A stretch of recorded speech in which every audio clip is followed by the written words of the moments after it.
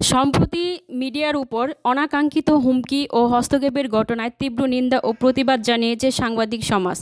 সাংবাদিক নেতৃবৃন্দ দ্ব্যর্থহীন ভাষায় বলেছেন, সাংবাদিকদের এভাবে হুমকি দামকি জুলাই চেতনার পরিপন্থী।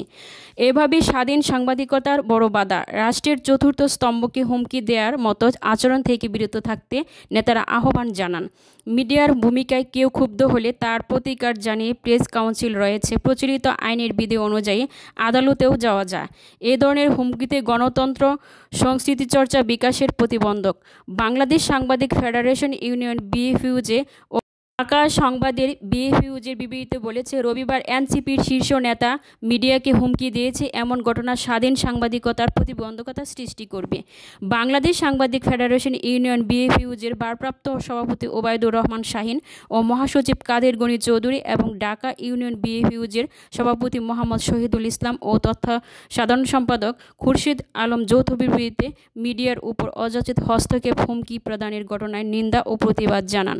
এনসিপি নেতার বক্তব্যে ফেসিবাদের প্রতিদিন শোনা যাচ্ছে উল্লেখ করে সাংবাদিক নেতারা বলেন, সাংবাদিকদের হুমকি কিংবা মব জাস্টিসের জন্য ছাত্র জনতার জীবন দিয়ে জুলাই অভ্যুত্থান সংগঠিত করা হয়নি।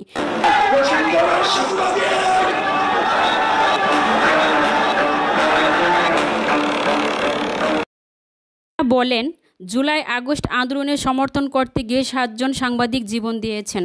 সাংবাদিক নেতারা স্মরণ করিয়ে দেন। সাংবাদিকদের যৌথ বিবৃতিতে বলেন, অযথা অতীতে সাংবাদিকদের উপর হস্তক্ষেপ মেনে নেওয়া হয়নি, আর মেনে নেওয়া হবে না। তারা বলেন, জুলাই আন্দোলনের অন্যতম উদ্দেশ্য ছিল মত প্রকাশ ও সংবাদপত্রের স্বাধীনতা নিশ্চিতকরণ। মিডিয়াকে হুমকি দেওয়া হস্তক্ষেপ ও স্বাধীনতার অন্তরায়ের শামিল বলে মনে করেন তারা। তারা বলেন, সাংবাদিকদের উপর কারো কোনো অভিযোগ থাকলে আইন আদালত ও প্রেস কাউন্সিলের শরণাপন্ন হতে পারেন।